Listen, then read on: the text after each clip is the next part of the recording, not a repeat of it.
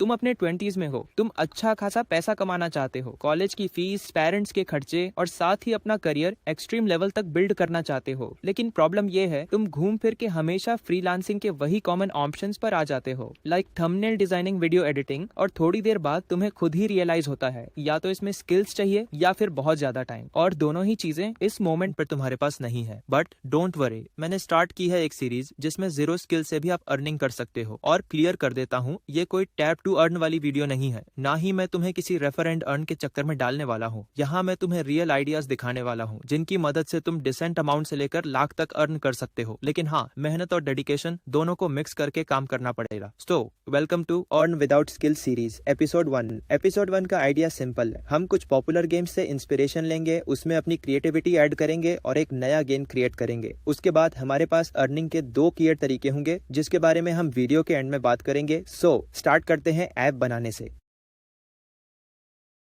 तुमने candy crush कभी ना कभी तो खेला ही होगा या फिर इसके बारे में कभी ना कभी तो सुना ही होगा, और हम आज इसी गेम से इंस्पिरेशन लेकर इस गेम का एक इंडियन वर्जन या यूं कहो एक देसी वर्जन बनाने वाले हैं। अब ऐप बनाने के लिए वैसे तो तुम्हें कोडिंग का अच्छा खासा नॉलेज होना चाहिए, लेकिन आज के टाइम में काफी सारे एआई टूल्स हैं जिनका यूज करके तुम आसानी से सिर्फ एक प्रॉम्प्ट का इस्तेमाल करके एप्लीकेशन बना सकते हो, वो भी फ्री में। और तुम किसी भी टूल का यूज कर सकते हो, लेकिन मैं यूज करने वाला हूँ कोडफ्लाइन का, क्योंकि इससे एप्लीकेशन बनाते ही हम उसे डायरेक्ट अपने फोन पर टेस्ट भी कर सकते हैं। और वीडियो के एंड में मैं तुम्हें एप्लीकेशन बनाने के 2-3 और रियल लाइफ यूज केस भी बताऊंगा।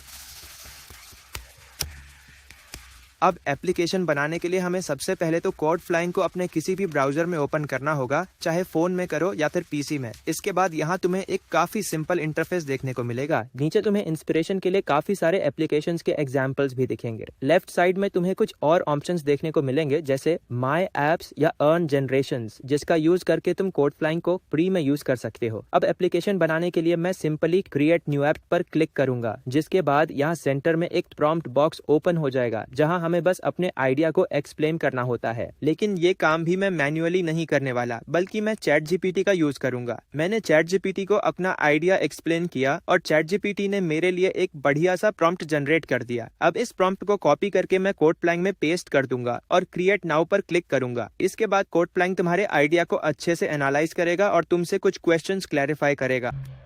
जैसे मेरे केस में इसने गेम का टारगेट ऑडियंस और ओवरऑल आइडिया के बारे में पूछा है। अब या तो तुम इसे कंफर्म कर सकते हो या फिर अपना खुद का आइडिया भी शेयर कर सकते हो। अब क्योंकि मुझे यह सजेशन अच्छा लगा तो मैं इसे सिंपली कंफर्म कर देता हूँ। इसके बाद यही सेम प्रोसेस 2-3 बार रिपीट होगा और फाइनली तुम्हारा एप्लीकेशन बनना शुरू हो जाएगा। तो चलो थोड़ा वेट करते हैं।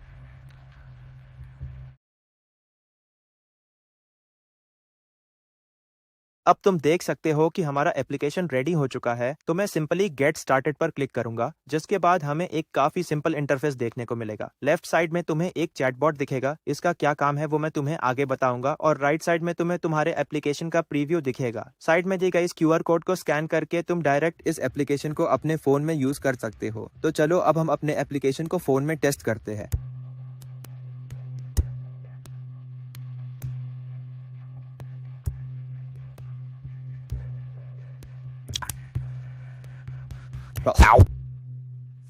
ओके, तो एप्लीकेशन काफी सही बना है और कोडफ्लाइन ने हमारे गेम में साउंड इफेक्ट्स भी ऐड कर दिए हैं। लेकिन अभी भी मुझे किसी चीज की थोड़ी कमी लग रही है, इसलिए क्योंकि अभी तक इसमें वो इंडियन टच नहीं आया है। इस प्रॉब्लम को सॉल्व करने के लिए मैं इसी चैटबॉट का यूज करूंगा। यहाँ मैं सिंपली ये लिखूंगा कि एप्लीकेशन तो काफी सही है, लेकिन इसे एक इंडियन टच देने के लिए गेम में कैंडीज को इंडियन फूड से रिप्लेस कर दो, जैसे पानी पूरी, इडली, डोसा, मोमो वगैरह। और इतना लिखते ही हमारा ऐप फिर से मॉडिफाई होना शुरू हो जाएगा। तो चलो थोड़ा और वेट करते हैं।